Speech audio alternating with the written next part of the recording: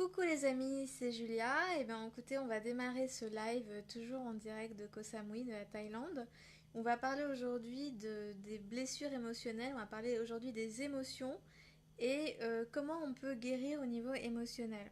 Alors là, c'est toujours une vidéo un peu particulière parce que j'ai vraiment envie que vous participiez. Si vous pouviez poser des questions, donc si vous avez des problèmes, si vous avez des problèmes que ce soit relationnels, des problèmes, n'importe quel problème, là je suis preneuse, donnez-moi vos problèmes. Donc voilà, pour pouvoir y répondre en direct. Donc n'hésitez pas, là c'est un peu une session spéciale questions-réponses où vous pouvez poser toutes vos questions, tous vos problèmes personnels, tout ce qui vous dérange en ce moment et que vous avez sur le cœur, bah, je serais vraiment ravie de vous aider. Donc voilà. Donc pour ceux qui ne me connaissent pas, je rappelle qui je suis. Donc je m'appelle Julia, je suis énergéticienne thérapeute. Et en fait, bah, moi-même, je suis passée par des choses assez douloureuses et j'ai réussi à me défaire de mes chaînes au niveau émotionnel. Et bien sûr, enfin, à la base, je suis maître de Reiki. Hein. J'étais formée traditionnellement par une japonaise au Reiki, au Dento Reiki. Et donc, ça a vachement développé mes sens et ma sensibilité au niveau énergétique. Mais j'avoue que c'est aussi par moi-même, ça a été à travers l'écriture aussi, que j'ai réussi à comprendre vraiment les fonctionnements des émotions en moi. Et puis je me suis rendu compte que ce qui se passait en moi, je pouvais l'étendre à tout le monde parce qu'en fait, on traverse à peu près tous les mêmes choses. Alors bien sûr qu'il y a des émotions que je ne peux pas comprendre, hein. Je ne suis pas passée par des choses terribles comme la guerre ou comme des choses... Mais on va dire la plupart des émotions humaines, je pense qu'on les partage tous. Et donc voilà, donc j'ai réussi à défaire mes chaînes, je suis toujours en cours, hein. Je ne suis pas non plus arrivée au summum, je n'ai pas atteint le nirvana. Mais on va dire que j'arrive à appréhender à peu près toutes les émotions qui se passent en moi. J'arrive à gérer pas mal de situations. Là, je suis pas en train de m'envoyer des fleurs, c'est pas extraordinaire. C'est juste que voilà, ça a été vraiment un long chemin. Et en fait, j'ai envie de partager avec vous un peu ce qui m'a aidé, vous donner un peu les raccourcis pour pas que vous galériez comme moi aussi. Donc voilà, donc voilà, donc là, ce qui me ferait vraiment plaisir, c'est de partager avec vous tout ça et que vous me posiez vos questions et voilà. Et alors, il y a un petit truc qu'on va faire spécialement là dans ce live, ce qui serait vraiment sympa parce que vous savez, je me lance sur YouTube, je découvre un peu tout ce qui est algorithme YouTube, les réseaux sociaux. Je suis un peu à la base une extraterrestre voilà, qui est vraiment dans ma bulle, donc c'est pas toujours que je redescends sur Terre et que je comprends tout. Donc en fait, du coup, voilà, apparemment YouTube, ça serait vraiment sympa si j'arrive à atteindre les 100 abonnés. Ça serait vraiment super sympa apparemment. Donc voilà, donc si aujourd'hui il y a 10 personnes qui s'abonnent, et il y aura un petit bonus. Je vais peut-être vous faire une prière Shinto. Donc voilà, donc ça me ferait plaisir voilà, que si vous aimez quand je partage mon énergie et que je vous donne un peu de ma personne, si vous pouviez me donner un tout petit peu en retour, si vous pouviez vous abonner sur YouTube, ça serait vraiment adorable. Donc voilà, donc n'hésitez pas, abonnez-vous. Et puis, et s'il y a 10 abonnés, moi je donne une prière Shinto de purification. Donc voilà, c'est le deal pour aujourd'hui. Alors voilà, donc n'hésitez pas à poser vos questions. Juste pour rappel, quelles sont vraiment les émotions qui nous gênent au quotidien? bah, Les trois émotions principales qu'on a à traverser et qui sont vraiment, on va dire, très désagréables à ressentir, parce qu'à la base, pourquoi on appelle une émotion négative négative? C'est tout simplement parce qu'elle est douloureuse à ressentir, c'est pas agréable, même physiquement, quand on ressent une émotion négative. Quand je ressens de la tristesse, je vais avoir une oppression au niveau de la poitrine. Quand je ressens de la colère, je vais ressentir un bouillonnement, une tension interne qui va être très, très désagréable à ressentir. Quand je vais avoir peur, je vais me sentir faible physiquement. Donc c'est très, très, très désagréable à ressentir. C'est pour ça qu'on appelle les émotions négatives négatives. Donc voilà. Donc du coup, quelles sont les principales émotions négatives auxquelles on est confronté à peu près quotidiennement? La colère, la peur et la tristesse. Ce sont les trois principales. Après, il y a beaucoup de choses qui vont découler de la peur. Par exemple, la peur, il y a le doute. Il y a différents types de peurs. Il y a les peurs vis-à-vis de l'avenir. Il y a les peurs vis-à-vis du passé. Donc c'est aussi le doute. Est-ce que j'ai bien fait? Est-ce que j'aurais pas dû faire autrement? C'est de la peur. Euh, Il y a de la peur aussi instinctive quand on est face à un danger. Après, c'est très rare que la peur, on la ressente quand on est en danger. En général, c'est plutôt sous forme de doute, c'est plutôt sous forme de stress. Le stress, c'est une forme de peur. Après, il y a... alors, nous avons des gens avec nous. Nous avons des invités. Nous avons Oliver, Christine, Christian, Patrick, Bertrand, Raphaël, Colin, Pierre, Mélanie, Adrien, Yuli, Christophe, Antonio, Christophe, Christian, Jean-François, Muriel Lu, Serge, Stéphane, Steve, Émilie, Christophe, Martine, Mickaël et Chris. Voilà, bienvenue pour ce live où on va parler des émotions, de la libération émotionnelle, comment on peut guérir au niveau émotionnel. Et surtout, n'hésitez pas à poser vos questions. Je pense qu'on a tous des choses pas très agréables à gérer au quotidien. Donc n'hésitez pas aujourd'hui à me faire part de ce qui vous dérange au quotidien et je me ferai un plaisir de vous aider du mieux que je peux. Voilà. Donc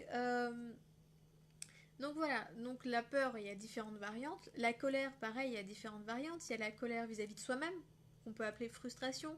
Il y a la colère vis-à-vis des autres. Il y a aussi quand on culpabilise l'autre, donc c'est aussi une forme de colère. Voilà, en général, c'est colère vis-à-vis de soi-même, colère vis-à-vis de l'autre. Il y a aussi des colères d'incarnation. On n'est pas content d'être sur Terre, mais parfois on n'en est même pas conscient. Il y a différents types de colère, plus ou moins flagrantes, mais voilà. Et pareil pour la tristesse, il y a la tristesse récurrente, la mélancolie, celle qu'on a du mal, on ne sait même pas d'où elle vient, on ne sait même pas pourquoi on est triste, mais on est triste, donc c'est la mélancolie, on va dire chronique. Il y a aussi tout simplement, parfois on est triste, mais on n'en est même pas conscient, on est juste sans énergie. Il y a la tristesse qui est un peu plus vive de la séparation. En général, c'est vraiment quand on vit une séparation qu'on ressent de la tristesse. Donc voilà, donc en général, ce sont les trois émotions principales qui nous parasitent au quotidien. Et je dois dire que c'est vraiment rare qu'on passe une journée sans finalement avoir ces émotions-là. J'ai envie de dire, rien que le stress, en général, tous les jours, on est à peu près confronté au stress. Le stress, comme je vous ai dit, c'est une forme de peur. Donc finalement, tous les jours, on est confronté à nos émotions négatives. Maintenant, qu'est-ce qu'on peut faire quand on est confronté à ces émotions négatives? La première chose à faire, c'est de les nommer. Parce que le problème des émotions négatives, c'est bien souvent, on n'est même pas conscient de ce qu'on ressent. C'est-à-dire qu'on se sent gêné, on se sent un peu agacé, on se sent nerveux, on a envie de fumer, on a envie de manger du chocolat, on a envie de regarder la télé, on regarde frénétiquement son portable, on commence à être sur les réseaux sociaux. Et en fait, il y a une émotion derrière. Soit on est en colère, soit on ressent de la peur, soit on ressent... Mais finalement, on n'en est même pas conscient. Pourquoi on a pris l'habitude finalement de ne pas être conscient de nos émotions? Parce que tout simplement, en fait, personne ne nous apprend à gérer nos émotions. C'est-à-dire que quand on est petit, on est en colère, on est triste, on a peur, personne nous dit comment il faut faire. Finalement, on finit par croire que les émotions négatives n'ont pas de solution. Que la seule façon d'avoir une solution à nos émotions négatives, c'est de résoudre la situation qui est à l'origine de l'émotion négative. Par exemple, on va croire, si jamais je suis triste, eh bien, parce que je viens de me séparer de mon petit ami, eh bien, j'ai pensé que la seule façon de résoudre ma tristesse, c'est que mon petit ami revienne. Si jamais je suis en colère parce que quelqu'un m'a manqué de respect, je vais penser que la seule façon de résoudre cette colère, c'est que cette personne vienne s'excuser et me prouve son respect, me montre son respect. Donc finalement on n'est même pas conscient des émotions qu'on vit parce qu'on pense vraiment qu'il n'y a que l'extérieur, les situations qui peuvent résoudre nos émotions. Or, le problème, c'est que c'est l'inverse. C'est-à-dire qu'en général, on a des émotions internes qui sont refoulées. Elles sont refoulées pourquoi? Parce que depuis qu'on est petit, on ne sait pas les gérer. Donc quand on est petit, on est face à de la tristesse, on ne sait pas quoi en faire, on refoule, on met quelque part en soi, et la tristesse, elle continue à vivre, elle continue à être en soi, elle continue à être enfouie. Et après, qu'est-ce qui va se passer? C'est que la vie, elle va nous emmener des situations pour nous faire remonter à la surface cette tristesse, pour qu'on puisse la prendre en compte et pour qu'on puisse la guérir. Donc croire que finalement c'est la situation qui crée des émotions, c'est faux. En fait, c'est les émotions qui attirent des situations. Donc voilà. Donc qu'est-ce qu'on peut faire pour résoudre ces émotions? C'est déjà avoir un autre angle de vue sur ces émotions et se dire ok, je suis en train de vivre une émotion, elle m'appartient, et si jamais je dois la résoudre, c'est pas en changeant la situation que je vais pouvoir résoudre l'émotion, c'est quelque chose qui est entre moi et moi-même. Par exemple, si vous êtes en colère parce que quelqu'un vous a manqué de respect, au lieu de rester dans la colère tant que cette personne ne vient pas s'excuser, tant que cette personne ne vient pas voilà, vous montrer son respect, et bien finalement, j'ai envie de dire, vous n'allez pas évoluer. Si jamais vous attendez à chaque fois que la situation change pour pouvoir changer vos émotions, il n'y a pas d'évolution possible. Une émotion négative, c'est toujours entre vous et vous-même, et c'est quelque chose qui vous regarde, vous. Donc la première chose à faire, c'est de se réapproprier ces émotions. Et ça veut dire que si quelqu'un vous met en colère, c'est à vous de ressentir la colère. Alors ressentir la colère, ça veut dire quoi? Finalement, souvent, je vous parle de ressentir, ressentir, ressentir. Mais finalement, c'est quoi ressentir? Ressentir, c'est pas ressentir passivement, juste ressentir, et voilà, ça y est, je suis content, je ressens, etc. C'est ressentir dans le sens comme si j'étais un scientifique que j'observais avec attention mon émotion. Par exemple, si jamais je suis en colère, qu'est-ce que je vais faire? Je vais commencer à ressentir physiquement à quoi ressemble cette colère. C'est-à-dire, je vais ressentir les symptômes physiques. Je vais commencer à ressentir, par exemple, à porter mon attention sur ma mâchoire. Ressentir la mâchoire, pourquoi j'ai la mâchoire tendue. Je vais commencer à ressentir un bouillonnement au niveau du ventre, j'ai porté mon attention sur ce bouillonnement. J'ai vraiment observé les symptômes physiques comme si j'étais un médecin, mon propre médecin, et que j'observais tout ce qui se passait en moi. Ça veut dire vraiment que je ressens avec attention les symptômes physiques liés à l'émotion. Alors, nous avons des invités, Fod, Vivi, Soufiane, Sylvie, Olivier, Yannick et Frédéric, donc bienvenue. Bienvenue sur ce live où on est là pour résoudre les problèmes émotionnels. Donc si vous avez des problèmes émotionnels, n'hésitez pas à me partager vos problèmes, n'hésitez pas à me dire qu'est-ce qui vous tracasse en ce moment au niveau émotionnel ou bien dans votre vie tout simplement au niveau relationnel. N'hésitez pas à me dire ce qui vous tracasse. Donc la première chose, alors, Michael dit en ce moment, je ne suis... Ah, excusez-moi, j'ai quoi? Michael dit en ce moment, je ne suis pas très bien dans ma peau parce que je suis un peu mélancolique. Ok, Michael, merci pour ton commentaire. Donc, on va pouvoir commencer avec la mélancolie, c'est génial. Donc, Michael, qu'est-ce que tu peux faire avec la mélancolie? Déjà, la première chose à faire, en fait, c'est de réussir à polariser la mélancolie. Parce que bien souvent, en fait, tu ressens de la mélancolie, mais le problème de la mélancolie, c'est une espèce de tristesse diffuse.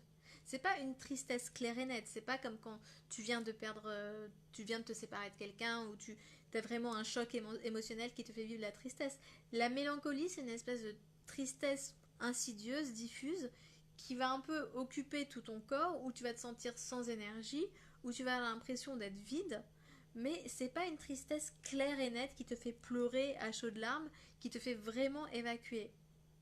Donc mon premier conseil, Mickaël, c'est de réussir à polariser cette énergie de mélancolie, c'est-à-dire vraiment réussir à transformer la mélancolie diffuse en tristesse véritable.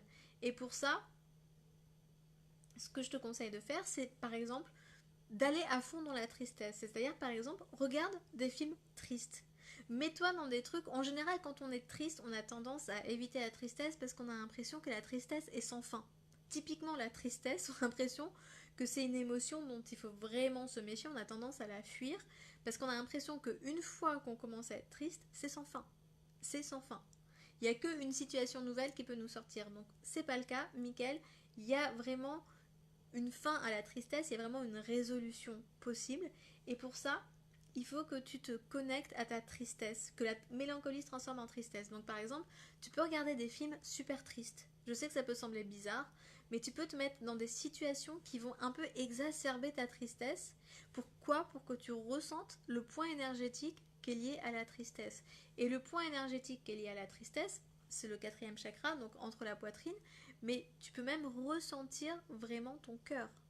Quand tu ressens vraiment ton cœur, quand il te fait mal, comme s'il y avait un espèce de spasme, comme s'il y avait quelque chose qui le tordait, et ben en fait, finalement, c'est dans ce moment-là, finalement, que tu peux résoudre ta mélancolie, que tu peux résoudre la tristesse. Donc je te conseille vraiment de te mettre dans des situations qui vont exacerber ta tristesse, porter ton attention sur le centre énergétique, sur comment tu ressens cette tristesse physiquement, Est-ce que tu le ressens? Est-ce que tu as l'impression que ta poitrine, elle est oppressée? Est-ce que tu as l'impression que ton cœur te fait mal? Ressens-le, parce que quand tu ressens, finalement, tu envoies inconsciemment de l'énergie sur ce point énergétique et finalement, tu es en train de guérir. Donc, mets-toi vraiment dans un endroit où tu peux ressentir ça en toute sécurité et dis-toi, ok, je me donne 1 heure pour ressentir de la tristesse à fond et ressens-la à fond. Et qu'est-ce qui va se passer quand tu ressens à fond? C'est qu'il y a un moment où il y a une espèce de retournement énergétique. Pourquoi il y a un retournement énergétique? Parce que tout simplement, quand une énergie, elle est poussée au maximum, les émotions sont des énergies, on est d'accord? Les émotions, on ne peut pas les toucher, on ne peut pas les appréhender, on ne peut pas les voir, mais elles existent et elles ont un impact sur notre corps, ok? Comme l'énergie. Donc quand tu pousses une énergie à son extrême, tout simplement, elle se retourne. C'est une espèce de loi énergétique, c'est-à-dire que une énergie négative poussée à son maximum, elle va se transformer en quelque chose de positif, donc en joie par exemple. Donc quand tu fais ça, et ben tout simplement quand tu vas jusqu'au bout de la tristesse, il y a un moment où tu vas ressentir un espèce de retournement et ça va se transformer en quelque chose de différent, tu vas sentir comme une libération. Mais pour ça, il faut vraiment rentrer dans la tristesse. Donc voilà, j'espère Mickaël que ça t'a un peu éclairé. Je vais passer à la question suivante. Si jamais tu as une autre question ou si tu as besoin d'un éclaircissement sur ce que je viens de dire, tu n'hésites pas, donc voilà. Après, nous avons la question de Sylvie qui nous dit: en ce moment, mon défi est l'abandon. Julia, comment me libérer de cet abandon? Donc, merci Sylvie pour cette question. J'adore les questions, donc merci de me poser une question. Donc, l'abandon, Sylvie, c'est une forme de tristesse. Ok? L'abandon, qu'est-ce qui se passe quand on ressent de l'abandon? C'est pareil, c'est assez insidieux. On se sent sans énergie. On a l'impression que notre énergie, elle est drainée. On a la tête lourde. On sent une espèce de lourdeur généralisée dans le corps. Et le problème, c'est toujours la même chose, Sylvie, quand on ressent une énergie, quand on ressent une émotion, la première chose à faire, c'est d'accentuer, de polariser pour que cette émotion, elle soit claire et nette. Quand l'émotion, elle est diffuse, c'est très difficile de l'appréhender, de la ressentir. Mais quand c'est vraiment clair et net, c'est là que tu peux avoir une action dessus. Donc, la première chose à faire, c'est ressentir où est-ce que tu sens l'abandon, Sylvie. Quand je ressens l'abandon, parce que ça arrive à tout le monde, hein, je suis un être humain, la première chose que je regarde, le point énergétique que je regarde, c'est le point énergétique qui est derrière la tête. Tu sais, on a le 6e chakra qui est là, mais on a aussi une partie du 6e chakra qui est derrière la tête. Et il y a beaucoup d'émotions en fait qui trouvent leur centre énergétique, leur épicentre, on va dire, dans ce point-là. Là où je localise moi l'abandon, Sylvie, c'est le centre énergétique, donc derrière la tête, qu'on appelle l'alta major ou quelque chose comme ça. C'est le 6e chakra derrière la tête, à gauche. Pourquoi à gauche? Parce qu'à gauche, c'est le féminin. Tu sais, on a deux énergies, on a le masculin et le féminin. En soi, qu'on soit un homme ou une femme, on a toujours l'énergie féminine ou l'énergie masculine. Symboliquement, l'homme, il va donner, et symboliquement, la femme, elle va recevoir. Et symboliquement, toujours, le masculin est à droite et le féminin est à gauche. Ok?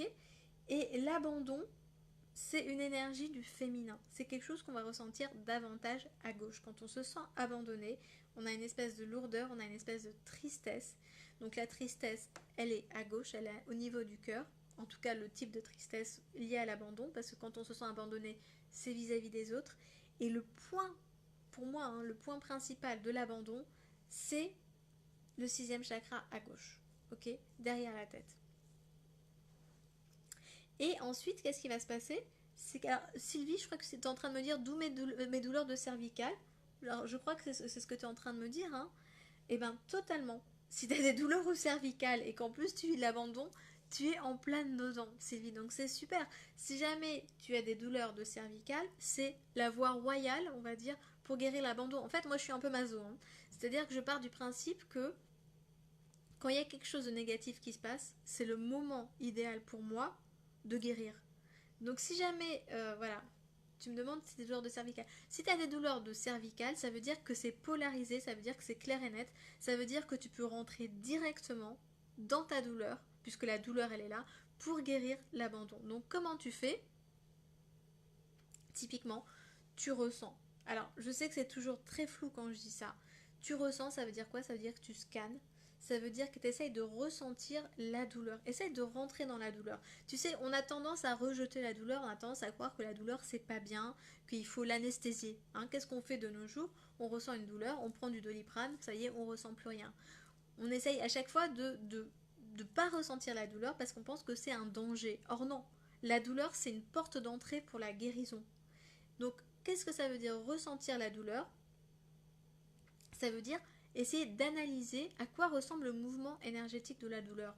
Par exemple, est-ce que ça ressemble à un spasme? Est-ce que tu ressens un spasme au niveau de tes cervicales? Est-ce que tu ressens quelque chose de plus qui est davantage pulsatile? En général, la douleur est pulsatile. Si jamais tu fais attention, c'est comme s'il y avait un petit battement de cœur au niveau de là où tu as une douleur, tu vois. Donc, tu ressens ça en rentrant vraiment dans ce mouvement-là, tu essayes d'analyser, tu vois, comme si tu étais un scientifique, tu te mets vraiment dans un peu d'un scientifique. Qu'est-ce que tu fais quand tu fais ça? Déjà, tu prends de la distance par rapport à ce que tu es en train de vivre. Et comme je dis à chaque fois qu'on ressent quelque chose, finalement, c'est une façon d'envoyer de la lumière, d'envoyer de l'énergie et de guérir. Donc, tu ressens le mouvement de la douleur, tu analyses quelle énergie, qu'est-ce que tu ressens. Est-ce que tu ressens quelque chose de pulsatile? Est-ce que tu ressens un spasme? Est-ce que tu ressens et tu ressens et tu rentres dedans et tu rentres dedans? Et à chaque fois que tu vas rentrer un peu plus dedans, qu'est-ce qui va se passer? Tu vas ressentir une forme de libération, de soulagement et tu vas avoir l'impression que quelque chose se libère. Et là, alors petit, petit secret, c'est qu'en fait, nos chakras, ils sont reliés les uns aux autres. C'est-à-dire que c'est pas juste j'ai un problème au sixième chakra et ça y est, j'ai un problème au sixième chakra, tous mes chakras vont bien. Non, le sixième chakra, il est totalement relié au cœur, au quatrième chakra. Pourquoi? Parce que parfois, en fait, ah voilà, Sylvie me dit j'ai cela au ventre aussi.